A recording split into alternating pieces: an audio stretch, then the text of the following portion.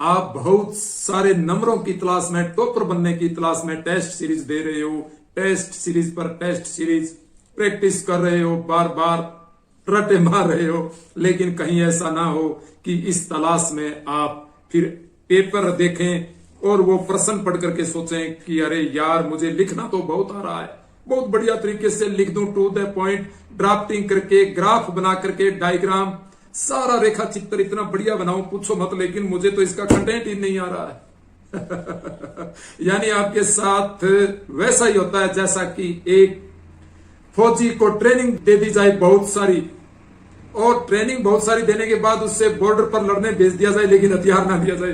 तो ये कंटेंट आपका हथियार है फ्रेंड्स, ये वेरी इंपॉर्टेंट है। और आप सही दिशा में आगे बढ़ रहे हो क्या, ये वीडियो इसी पे मैं बात करने जा रहा हूं। और आपका हथियार कंटेंट है फ्रेंड्स, आपके टॉपर बनने का रास्ता इस कंटेंट से होकर जाता है। हाँ ठीक है, आपको प्रैक्टिस की भी जरूरत है, रिवीजन की भी जरूरत है, मैं मानता हूं इस चीज को। मैंने ये एग्जाम सिलेक्ट हुआ हूं, इस परीक्षा के युद्ध में आपके पास कंटेंट होना बहुत महत्वपूर्ण है, आपको प्रशिक्षण है। लेकिन वहां जब आप पढ़ रहे हो प्रश्न और उसका उत्तर देने पर बात आती है, अरे यार इसका कंटेंट तो रह ही गया, मैं तैयारी नहीं कर पाया, ये तो मेरी याद ही नहीं है, लिखना आ रहा है। क्योंकि आपको टेस्ट सीरीज में बहुत सारे जो प्रश्न लिखाए जाते हैं वो 20 या 30% ही कोर्स कवर कर पाते हैं, 40% मान लो, अब 60% सिलेबस तो रह गया, वो सारा टेस्ट सीरीज से कवर थोड़ा ही होता है। तो फिर आपको कैसे पता चलेगा सर मैं सही दिशा में आगे बढ़ रहा हूं। मैं बात करूंगा इसी पे। आप सही दिशा में अपने आप को तब माने जब आप टेस्ट देने के साथ साथ आप जो कंटेंट पढ़ रहे हैं उसकी जो मात्रा है, यानी आरएस मेंस का जो सिलेबस है, उस सिलेबस का जो आपने शेड्यूल निर्धारित किया है, जो डेली आप टारगेट निर्धारित कर रहे हो, दिन भर अपना जो शेड्यूल निर्धारित करते हो कि हाँ यार आज ये मेरा टारगेट है और अब 90 दिन से भी कम है, इन दिनों में मैं मेरा सिलेबस है वो अच्छे तरीके से कर लूंगा। क्या गुणात्मक रूप से, ये नहीं है मात्रात्मक रूप से, हाँ पढ़ लिया, उसमें याद आपको 20% नहीं है। कैसे पढ़ें ताकि रिवीजन की जरूरत ना पड़े, नो नीड टू रिवाइज के कुछ वीडियोज हैं, आप देख लें, नो नीड टू रिवाइज की प्लेलिस्ट में इसमें लिंक डाल दूंगा, वो आपके बहुत काम आएगी। तो मैं उदाहरण से ही तो बता रहा हूं, जैसे ये आरएस मेंस एग्जाम 2021 का पेपर है, फर्स्ट पेपर।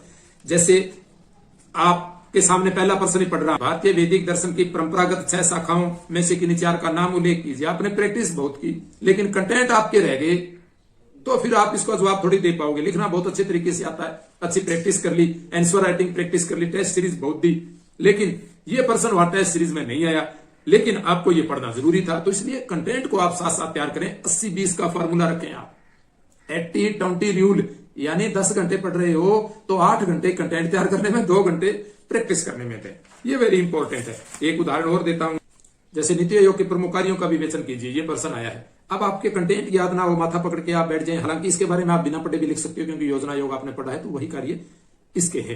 तो मेन चीज क्या है, मेन चीज ये है कि इसका गठन कब किया गया, इसका थोड़ा सा फैक्ट तो आपको ध्यान करना जरूरी है ना, कि इसके बारे में पहली लाइन ये जरूर लिखें कि योजना आयोग के स्थान पर नीति आयोग का गठन 2015 में किया गया। इसके बाद आगे इसके कार्य आप लिखें, हालांकि ये नहीं भी लिखते तो भी मार्क्स आपके आएंगे, आधा नंबर का फर्क पड़ सकता है, इतना ही होता है।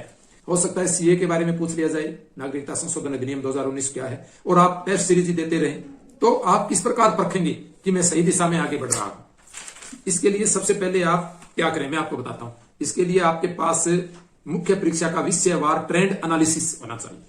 आरएस आरटीएस मुख्य परीक्षा का विषयवार ट्रेंड एनालिसिस आपके साथ साथ चलना चाहिए। जैसे फर्स्ट पेपर के अंदर हिस्ट्री है, तो आपको पता होना चाहिए कि हाँ इसके मेरे कौन से टॉपिक तैयार नहीं है अभी, उनकी सूची बनाओ। ठीक है, अर्थव्यवस्था के कौन से टॉपिक तैयार नहीं है, उनकी सूची बनाओ। लेखांकन है, समाजशास्त्र है, प्रबंधन है, इनकी सूची बनाओ। तो इस तरीके से आप एक सूची बना लेंगे, सिलेबस के निशान लगा देंगे, इसी में ही आप सिलेबस में ही आप ये टिक कर लेंगे, हाँ यार ये मेरे अभी तक कंटेंट अच्छे तरीके से तैयार नहीं है या बिल्कुल नहीं पढ़ा है। अब उनको आप समय दो तैयार करने में, आप 90 दिन। अगर आप उनको साथ साथ अपने टाइम टेबल, अपने शेड्यूल के अनुसार कंप्लीट कर पा रहे हैं, हाँ यार मेरे पास इतना समय, इतने समय के अंदर मैं ये सारे कवर कर लूंगा, डेली 8 या 10 घंटे पढ़ूंगा, तो मुझे कोई दिक्कत नहीं है, मैं टेस्ट सीरीज भी देता रहूंगा, साथ साथ प्रैक्टिस करता रहूंगा, फिर भी मैं ये सिलेबस कवर कर लूंगा। सिर्फ इतनी सी बात का आपको ध्यान रखना है, बहुत ज्यादा चक्रों में पढ़ने की जरूरत नहीं है। यही है जांच का तरीका कि क्या मैं सही दिशा में आगे बढ़ रहा हूं, क्योंकि जो भी कंटेंट है, टॉपिक है, वो आपको एक बार आपको अच्छे तरीके से उनका तैयार होना बहुत जरूरी है कि आप सिलेबस के प्रत्येक टॉपिक का साथ साथ एनालिसिस करते रहें अपना, हर 15 दिन बाद आप चेक करते रहें कि हाँ यार कौन से टॉपिक मेरे आधे अधूरे पढ़े हुए हैं या जहां से मैंने बिल्कुल नहीं पढ़ा है, तो उनको आप अपने टाइम टेबल में शामिल करें। डेली टारगेट है आपका अचीवमेंट करने का या साप्ताहिक टारगेट है, उसमें उसको शामिल करें, चाहे आप टेस्ट कम दे पाए। क्योंकि अगर आप टेस्ट पर ही डिपेंड रहेंगे तो टेस्ट से हो सकता है आप 30-40% सिलेबस कर लें, लेकिन और बहुत सारा सिलेबस आपका रह सकता है। इसमें 50% सिलेबस ऐसा है जिसको आप हमेशा से पढ़ते आए 10वीं 12वीं लेवल पर वो चीजें, और कुछ कॉमन सेंस की हैं 50% चीजें। इसकी वीडियोस मेरी बनाई हुई, मैं लिंक डाल दूंगा, वहां आपको ध्यान देने की जरूरत नहीं है। यानी आरएएस मेंस में क्या छोड़ना है और अब क्या पढ़ना है, इससे संबंधित मेरा वीडियो बनाया हुआ है, उसका लिंक मैं डाल दूंगा, आप देख लें। तो यही तरीका है अपने आप को जांचते रहने का कि हाँ यार मैं सही दिशा में आगे बढ़ रहा हूं। इसमें कोई बहुत ज्यादा स्ट्रेटेजी लगाने की जरूरत नहीं है, बस यही बताने के लिए मैंने वीडियो बनाया कि आप एक आंखें बंद करके एक भेड़ चाल करते हुए आप कोचिंग से जुड़े हुए हैं, आपको यही पता नहीं मेरा कौन सा कंटेंट है, वो आधा अधूरा तैयार है या जहां से मैंने पढ़ा ही नहीं है, ये आप एनालिसिस करते रहे साप्ताहिक रूप से या 15 दिन बाद। मैं आरएएस सबऑर्डिनेट सर्विस अलाइड में चयनित होकर रह गया क्योंकि इस स्तर पर मैंने गलतियां की थी। ये जो आपको बता रहा हूं यह गलती मैंने की थी, तो इसलिए आप ना करें, आप सीख लें, इसलिए ये वीडियो बनाया। ये वेरी इंपॉर्टेंट आपके लिए। और सब्सक्राइब, लाइक एंड शेयर। और आपको कैसा लगा ये वीडियो कमेंट जरूर करें, और आपको इसमें नई जानकारी की जरूरत है तो भी आप कमेंट करें ताकि मैं उसका जवाब दे सकूं और अगले वीडियो में शामिल कर सकूं आपके सुझावों को। Thank you friends, subscribe, like and share.